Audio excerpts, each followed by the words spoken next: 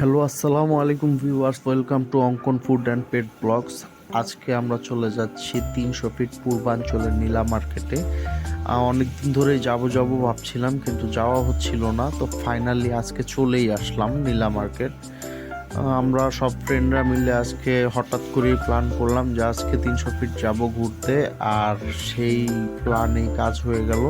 আমরা রাতে ঘুরতে বের হয়েছি, আর 300 ফিট নীলা মার্কেট ঢোকার পরে আমরা এক জায়গায় দাঁড়াই এবং এরকম করে ছবি তুলি। আর একটু পরে আমরা ভিতরে ঢুকতে এরকম মিষ্টি দেখতে পারি, যেখানে অনেক রকমের মিষ্টি ছিল।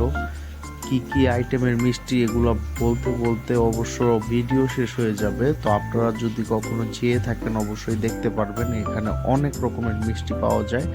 তো আমরা এত রকমের মিষ্টির মধ্যে ফার্স্টে আমার পছন্দের রসমলাই ট্রাই করলাম, আর দইও ট্রাই করেছিলাম, যেটা স্কিপ হয়ে গেছে। আমরা সবাই যে যার মতন যেটা মন চাচ্ছিল সেটাই ট্রাই করতেছিলাম। আর এই মিষ্টিটা দেখতেই অপূর্ব লাগতেছিল, দেখেন কি সুন্দর।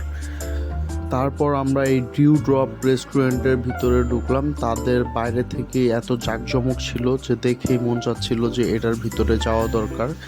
তো তাদের ভিতরে ইন্টেরিয়রটা ভালোই ছিল, দোলনা ছিল, বাচ্চাদের খেলার স্পেস, আর মোটামুটি এটা দেখতে ভালোই 3 স্টার হোটেলের মতো করেছে তারা।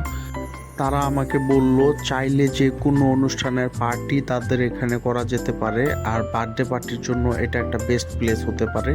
আর আমি রুফটপের এখানে দাঁড়িয়ে কিছু ছবি তুললাম, আর তারপরে চলে গেলাম তাদের কাবাব আইটেমগুলো দেখার জন্য। আর ভাই রে ভাই, কি আর বলবো, দেখেন এইসব জায়গাতে এত পরিমাণের কাবাব, আর এগুলা দেখলে স্কুইড দেখে তো আমার মনে হচ্ছিল আমি মেবি কক্সবাজার অথবা সেন্ট মার্টিন চলে আসছি। ভুলে গেছিলাম কিছুক্ষণের জন্য যে এটা 300 ফিটের নীলা বাজার।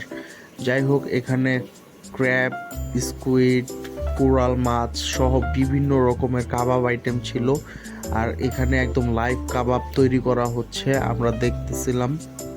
আর তারপরে আমরা যতগুলা কাবাবের দোকান আছে সবগুলাই ভিজিট করি। আর এখানে দেখেন, সকালে যদি আমরা আসতাম তাহলে এগুলো পুরো ভরা থাকতো কাবাব দিয়ে, যেহেতু আমরা লেট নাইটে আসছি।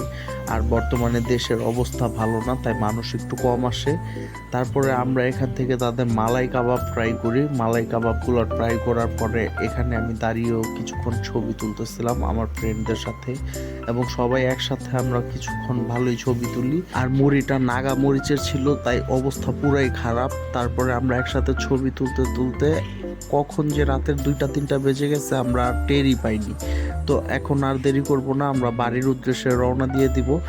তো এরকম আরও ভিডিও পেতে হলে অবশ্যই লাইক সাবস্ক্রাইব করে পাশে থাকবেন। আর যেহেতু রাত্রের 2টা বেজে গেছে প্রায়, তাই আমার ফ্রেন্ড প্রায় প্লেনের গতিতে গাড়ি ভাগাইতেছে। আর এখন আমরা চলে যাচ্ছি বাসায়।